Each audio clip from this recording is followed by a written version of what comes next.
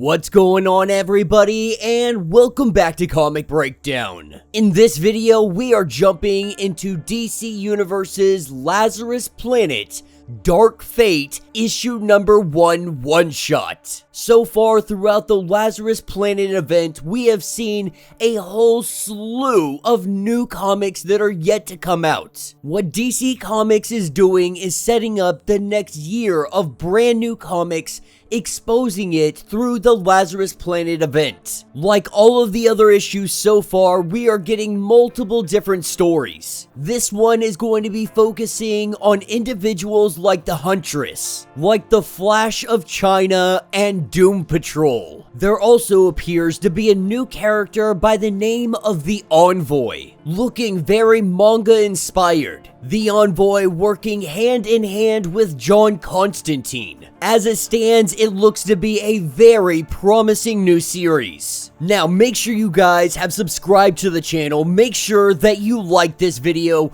and with that being said, let's dive into this breakdown. Alright gang, so as we dive into our first story, it is the Huntress. This story is called Whisper of the Moth. We have the Huntress who is in Gotham City. The Lazarus rain has began to fall, and the Huntress, she knows all too well exactly what this rain is. She's seen this color before, the unholy green of the Lazarus pits. But right now, the Huntress is on top of Arkham Tower. Communication to the outside world has been cut off, and now the Huntress is going in to investigate exactly what is going on here. Most of the notorious patients have already been moved or they escaped, so there is no worrying about Super Croc or Four-Face. But gone with them is also Batman, Batgirl, and the Robins. Called away, captured, or maybe even worse. So right now, Gotham has the Huntress, the stalker of evil, the righteous bolt of justice. And for those that are not aware, Arkham Tower was really what took the place of Arkham Asylum, at least for a moment. But like any criminal psych ward in Gotham City, this place was corrupt. Psycho Pirate had a lot to do with that. But as Huntress makes her way through the corridors, that is when she runs into Onomatopoeia, assassin and serial killer. He immediately goes in on the Huntress, slashing and jabbing with his knife.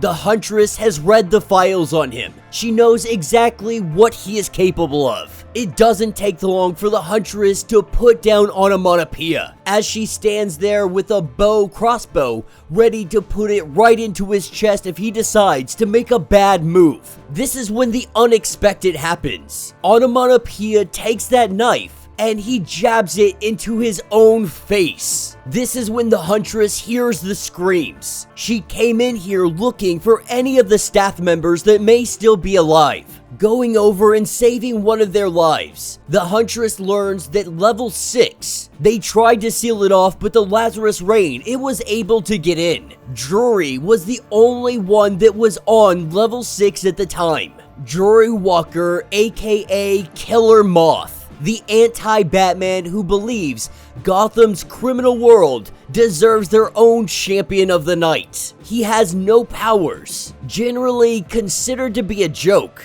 but the Huntress has to wonder, if rain came in only on his floor, why is everyone so changed? This is when she faces against the Cavalier, taking him down. Quickly she sees that there is something wrong with him. He sends out a warning. He says he comes to beware. That is when Zodiac Master tries to take off the head of Huntress with a fire axe. But the Huntress quickly takes him down as well, tying the two of them up and leaving them in the elevator. She has made her way to the next level. This is where she hears the whisper of the Moth. Killer Moth is up here almost like he is giving a sermon. He is talking to all of the criminal inmates. When the Huntress goes in to put a bolt right through his chest, that is when Big Top shows up, grabbing the Huntress and throwing her across the room.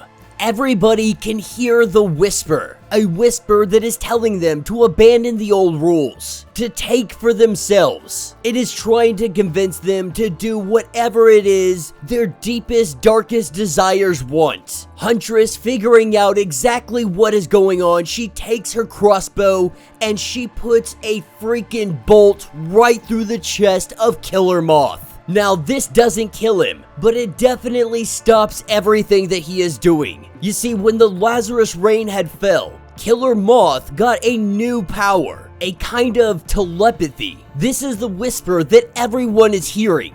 This is the voice in the back of everybody's mind that is in Arkham Tower. He is trying to control them, trying to manipulate them. He is trying to be their messiah. And while Killer Moth has been taken out of the game, that Lazarus rain is still dropping into Arkham Tower. The only question now is what inmates are going to be affected by the Lazarus rain. That is what takes us to our next story, picking up with the unstoppable Doom Patrol. We have Negative Man, Robot Man, Elastigirl, and of course the one and only Jane. Right now taking on the personality of Flit, having the ability to more or less teleport wherever it is she would like to go. They have come to see General Blanche. That is because he has a mission for them. This is a rescue operation. After the volcano erupted and it rained down hell on everybody, they saw an uptick of meta individuals throughout the world. Even here on this supposed isolated underground location, they have had individuals that were affected. The entire staff seems to be trapped in this bunker. From what they can tell, their tech sergeant, an individual by the name of Simon Cho, he has now become some kind of meta-human monster. Now, the Doom Patrol, they do argue a little bit on helping the General, because this isn't usually their MO. But there is a meta-human that needs rescuing. This is what they do. Because of this, they are willing to look past their distaste for the General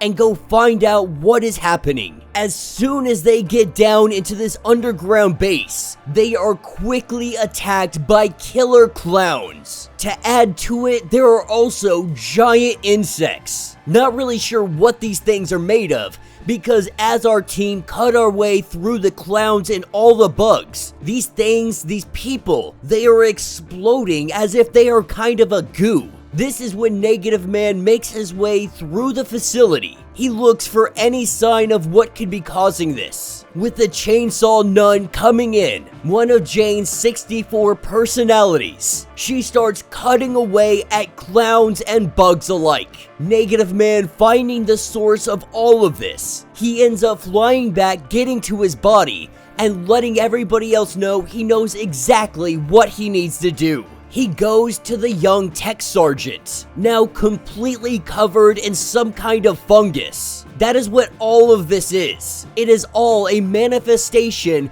of this new meta-human being able to generate some kind of fungal roots. They don't seem to like the irradiated body of Negative Man, which means he can sit down, have a conversation, and not worry about being attacked. So Negative Man sits down and he has a conversation with the sergeant, believing that they have finally found a way to kill him. That is not why Negative Man is here. He is letting him know that he is here to help him, to bring him somewhere safe where he can learn his new abilities, where he can learn to live a new life. Well, his old life is definitely over. It doesn't have to be the end of everything. Negative Man is able to convince him to go back with them. As all of the fungus begins to retract, they get back up to the surface only to find that the General isn't going to let this metahuman go. All he can see is the military applications of this young man.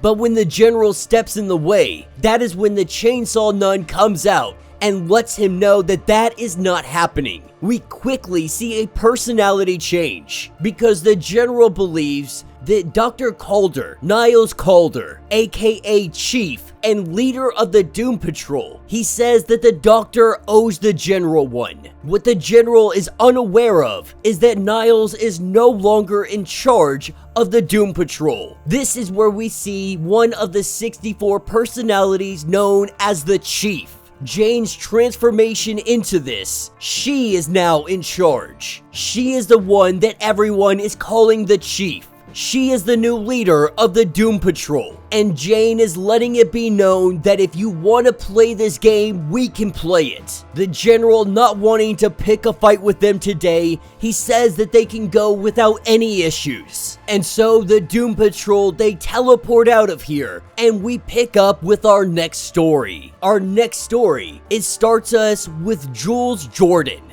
Weekdays at high noon, Jules pretends to be the fastest man alive. This is a play that him and his friend do over and over and over again every single day. They are actors, they are artists. And what the two of them do every day is reenact the time that the Flash had saved their lives. They make a living retelling the time a superhero came to their aid, came to defeat his nemesis, the one we know as the Turtle. As these two finish up everything that they are doing for the evening, the Lazarus rain is falling down. They are discussing how they're just not making enough money, the play isn't really that successful. But while they are having these discussions, we see a man outside, the Lazarus rain affecting him, and then there is a giant explosion. The theater building is left in rubble. The two of them have no idea what is going on. As they go out to try and help him and see what is happening, this is where we see that Jules is affected by the Lazarus rain. Everything slows down.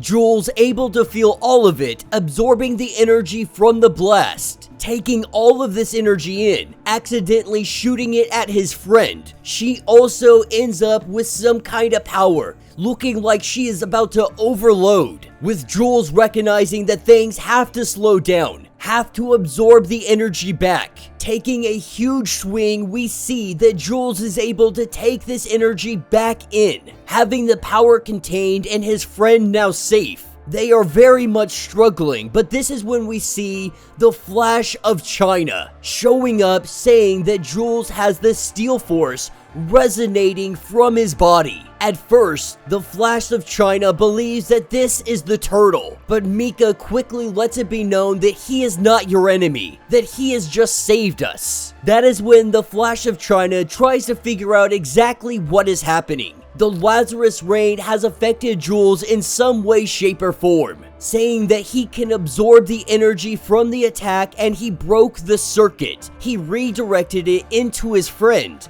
but was able to absorb it back into his body. This is where the nickname Circuit Breaker comes into play. Knowing that there is a nuclear waste dump nearby, Jules has to get this energy out, asking the Flash to take him to this location so that they can disperse all of this energy. This is Jules Jordan, and after today, just after high noon, he's gotta pretend that he can keep up with the fastest woman alive. And for our last story, we are taken to Gotham City in Chinatown. We pick up with Xanthe. Xanthe has come to this graveyard to talk to Grandmother Lowe, apologizing for bothering her, but Xanthe needed somebody to talk to. Things have been getting really weird around town, with the Lazarus resin falling down, ripping through the veil between the spirit world and the real world. People are being attacked after dark, completely drained of blood. As we see what appear to be zombies or ghouls, they all start popping up around the graveyard, and we see Xanthe with a flick of her finger. She is able to pull out a gigantic freaking sword, and Xanthe starts swinging away. What we learn is that these are vampires. Something has woke all of them up.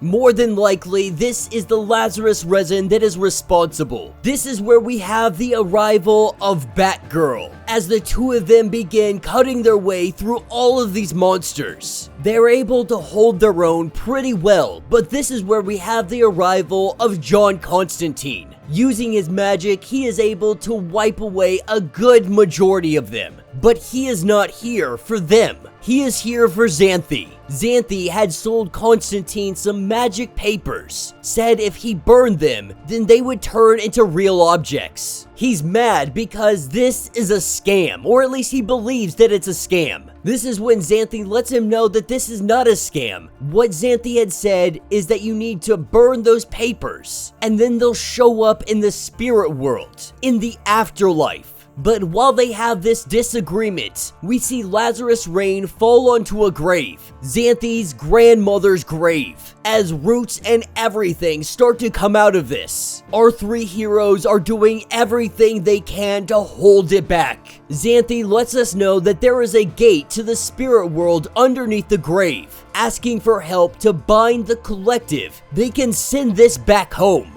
With Xanthe doing some kind of spell, we see the papers burned, and this is supposed to make this creature go back to where it came from. Instead, it only becomes more hostile. Grabbing our Batgirl, we see her grabbed and brought down into the spirit world. Xanthe and Constantine both are unable to stop this from happening. And when we pick up on the other side, that is where we have Batgirl. She is now in the spirit world. And Constantine and Xanthe, they have no way of reaching her. And that will be the end of this issue. So let me know what you guys think down in the comments. Most of these stories, they seem pretty good. Not gonna lie, Xanthe is probably my more favorite of all of these stories so far. But Doom Patrol is definitely a runner-up. The other story where we have the Steel Force that is returning with jewels, that one seems kinda weird. Not really understanding how the Lazarus reign was able to imbue jewels with the Steel Force. It doesn't really make sense. Probably not a comic that we're gonna be covering later on. But the Envoy, Xanthe, is definitely something that we are gonna be checking out. The title of the comic here in the near future is going to be called Spirit World. So we're gonna have Batgirl in the Spirit World and Constantine and Xanthe trying to get there to rescue her. I think this is going to be really popular with fans just because of how popular manga is right now. The artwork is very, very similar, and it looks to be a promising story. I love one that goes into the supernatural, that goes with anything John Constantine related, is absolutely phenomenal. Speaking of which, Swamp Thing Green Hell has returned. Issue number 2, we're going to be covering it here soon. After a year hiatus, I am so excited to jump back into that comic. But all in all, these weren't necessarily the worst stories that I've ever heard. Some of them definitely have potential, other ones definitely look like they're not for me. But I am excited that DC is just giving us a whole slew of new titles. I am very excited for 2023. I am very excited for DC Comics to be bringing all of these new issues and really showing us what they can bring to the table. Because lately, they haven't been putting out the most ideal stuff. A lot of their stuff has been mediocre, so I'm hoping that all of these new titles is going to bring some rejuvenation that DC Comics truly needs. But let me know what you guys think. Let me know your thoughts. Let me know your theories. If you would like to get completely caught up on everything that has been going on with Lazarus Planet,